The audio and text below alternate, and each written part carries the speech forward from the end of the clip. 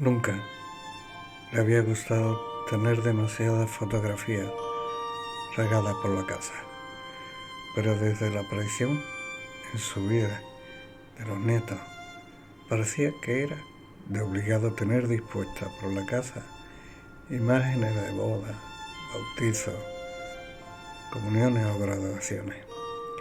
Todo un museo familiar al que le había dedicado mucho tiempo y que creía haber llegado a necesitar poseer, quizás por la edad. En fin, como casi todos los abuelos, ¿verdad? Llegada ya la tarde tocaba el momento del cafelito, del que disfrutaba sentada frente al televisor, mirando un concurso que le encantaba. Pronto llegaría el carrusel de llamadas de sus hijos, llamadas que de todos agradecía y esperaba.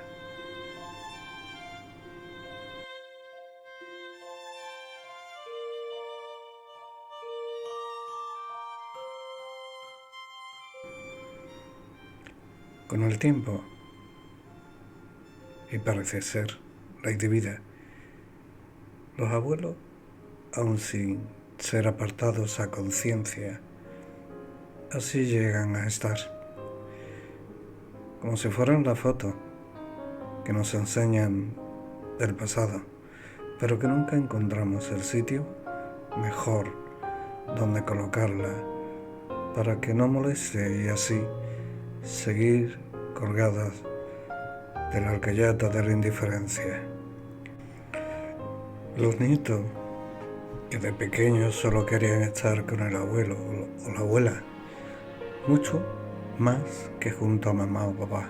Después de pasar la adolescencia, los abuelos pueden llegar a ser menos que un videoclip al que miran desde el más allá, perdidos tras el móvil.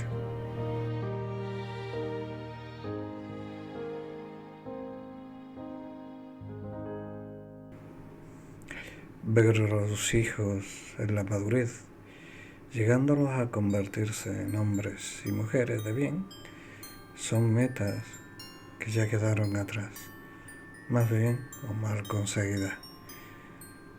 Los amadísimos abuelos ya dejan de recibir tantas visitas e incluso las llamadas se hacen esperar y en ocasiones, por recibirlas, llegar casi a suplicarlas.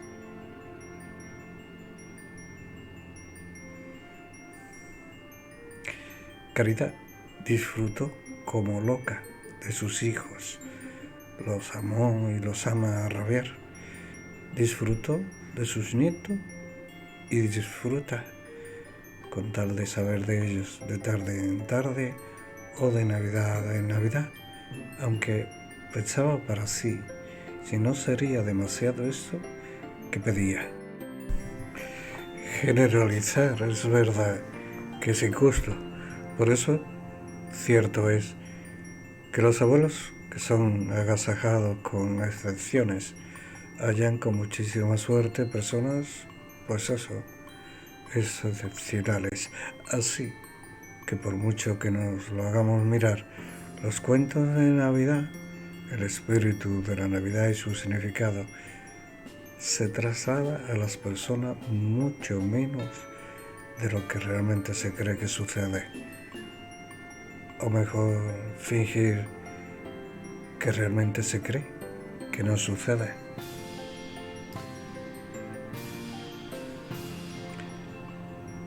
Caridad pensaba que estas fiestas navideñas las pasaría quizás muy poco acompañada. Se habían dado durante ese año que ya casi agonizaba. Circunstancias que así se lo hacían llegar. Cada uno de sus hijos, por cuestiones de trabajo o de pareja, se habían tenido que trasladar a otras ciudades. Debido a estos motivos, todos la habían llamado para intentar disculparse por no poder estar junto a ella estas Navidades. A cada uno de ellos, Caridad les decía por separado que no se preocuparan, que estarían sus otros hermanos con ella y que lo importante es que estuvieran sanos y contentos en esos días junto a las personas que compartían sus vidas.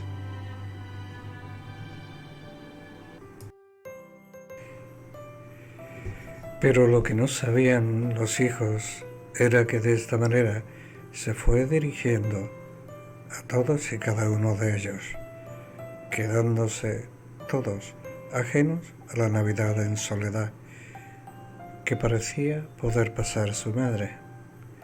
Caridad, tras hablar con su hija y haciéndole llegar el mismo mensaje que a los otros hermanos, colgó el teléfono y buscó con la mirada la foto en la que se veían todos los de la familia en la Navidad pasada, que incluía también la imagen del amor de su vida, su amado y añorado esposo. En ese instante brotaron, deslizándose por su rostro, unas lágrimas con las que su no invitada soledad le adelantaba el regalo más amargo de la Navidad, que parecía que sería el de ella misma, con un lazo en la cabeza, sonriente y camuflada entre mazapanes y polvorones.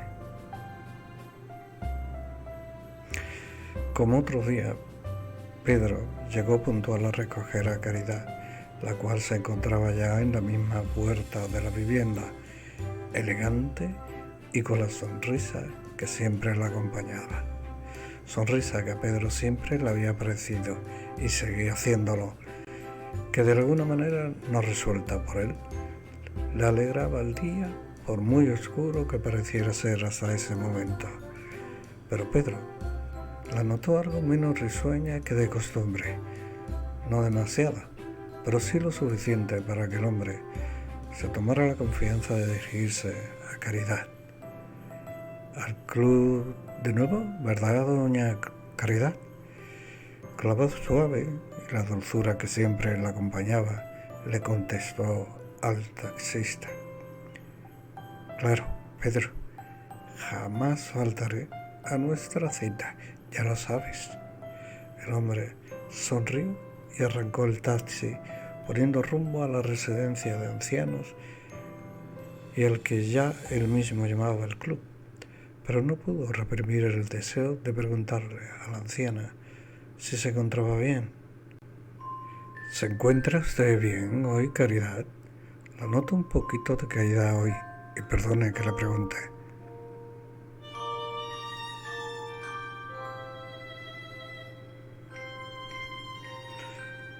Pedro no quería que Caridad se molestara con él, porque pudiera pensar que no era de su incumbencia. Pero nada más lejos de ello, Caridad, intentando dar más luz aún, con su sonrisa le contestó: no hay nada que perdonar, Pedro. Eres muy perspicaz, querido amigo, pero no te preocupes. ¿Será que esta noche no dormí demasiado bien? No es nada. Gracias por preguntar. Así quedó la cosa, mientras ya llegaron a la residencia y Pedro se despidió de la señora hasta la hora de regreso.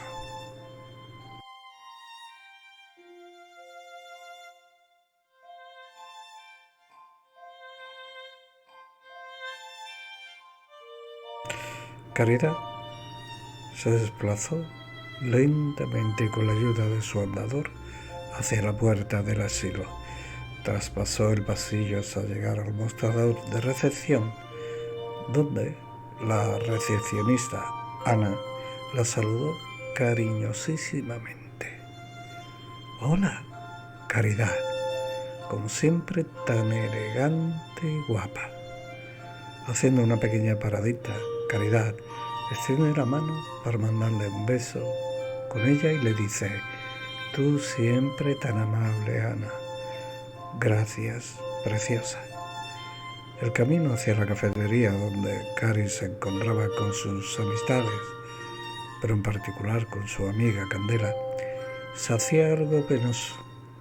Por los pasillos, algo sombríos, se encontraba a veces con personas a las que no conocía, pero como es costumbre en su generación, que ya poco o nada en las siguientes, se les daba las buenas tardes, con una educación tristemente parece ser pasada de moda.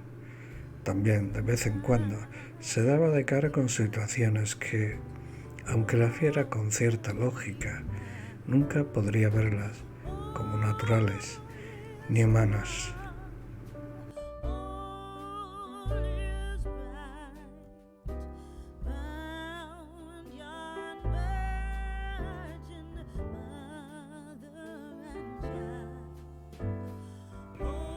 Ese fue el caso esa tarde, pero como en tantas otras. Antes de llegar a la puerta de la cafetería Caridad, se encontraba Consuelo, una conocida. Consuelo se encontraba sentada en su silla de ruedas, donde la sentaban para llevarla a que se tomara un café por la tarde. Pero esta ocasión fue distinta. Al llegar a la altura donde se encontraba la anciana, Cari vio que estaba atada y con los ojos cerrados.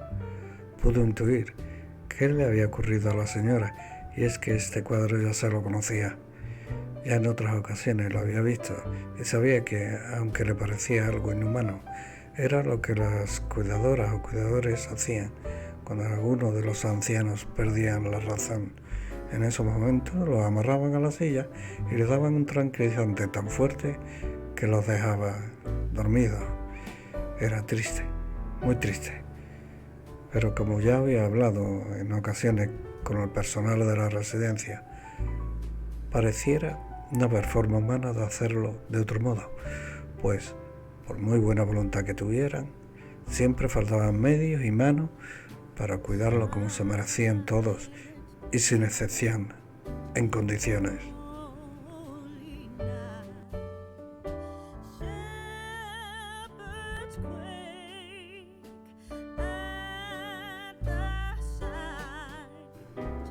La historia interminable que siempre había escuchado Caridad desde niña y que, por desgracia, en ese siglo de la inteligencia artificial, no importaba que se siguiera dando, por más denuncias que se siguieran dando, volvían a surgir tras las sombras más frías del asilo. Así que al ver este caso de nuevo, y como es normal, pudiera pensar que quizás ella tuviera que pasar por el mismo trance. Siempre, en estos casos, se le escuchaba decir por el pasillo: qué pena, Dios mío, qué pena. Por fin llegó donde su querida amiga Candela la esperaba desde hacía ya un rato. Tras comentar lo de la pobre Consuelo, su amiga, que también atisbó algún nubarrón en el semblante de Cari, extrañada, pues no era algo usual que su amiga presentara estos síntomas. ¿A ti qué te pasa? Y no me vengas con cuentos ni que no te pase nada. Nos conocemos hace más de 60 años, así que no pierdas el tiempo en intentar escurrir el bulto. Y me estás contando qué es lo que te ocurre. Caridad, mirando a su amiga, parecía aceptar el requerimiento que Candela le hacía. Sabía muy bien que no podía esquivar de ninguna manera el tener que abrirle su corazón a su querida amiga. Como siempre, esto era lo más usual y natural entre ellas, notando cuán grande es tener a alguien a la que llamar amiga, en lo que en su estricto y grandioso significado lleva. Candela, viendo que a su amiga se le llenaban los ojos de lágrimas, le tomó las manos por encima de la mesa, esperando que Caridad le contara qué era lo que le apenaba tantísimo. Tras varios suspiros y un llanto casi inapreciable y sollozos ahogados con un silencio forzado, Cari comenzó a decirle a su amiga: bueno, no sé qué pensaría creyendo que no te darías cuenta, pero bueno, es muy normal. No existe ya nadie en mi vida que me conozca más ni mejor que tú. Estas fiestas siempre me gustaron más que otras. Esto ya bien lo sabes también. Pero estas navidades serán muy distintas a las anteriores. Nunca son iguales, lo sabemos. Cada una de ellas trae consigo tanto sentimientos alegres como tristes por las ausencias.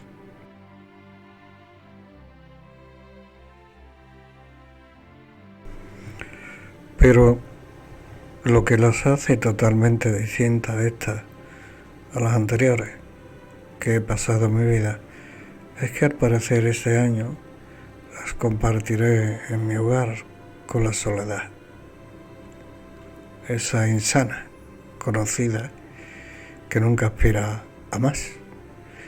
Mis hijos este año no podrán estar conmigo esta fiesta. Coincide que tanto uno como otros tienen planes que no pueden eludir. Alguna vez que otra no he tenido alguno de ellos, pero este año no tendré a ninguno. Jamás me dejarían sola, lo sé, pero no he sido sincera con ellos. A la pregunta de que si alguno de los hermanos estaría conmigo, les he contestado que sí. Así que ninguno sabe, en realidad, que estaré sola. No me siento bien por ocultarles esto, pero cada día que pasa me siento más como un estorbo y para nada quisiera que se sintieran obligados hacia mí. ¿Entiendes, Candela? Las lágrimas de caridad salían tras decir estas últimas frases con más fuerza y que suavemente intentaban jugar con muy poco éxito.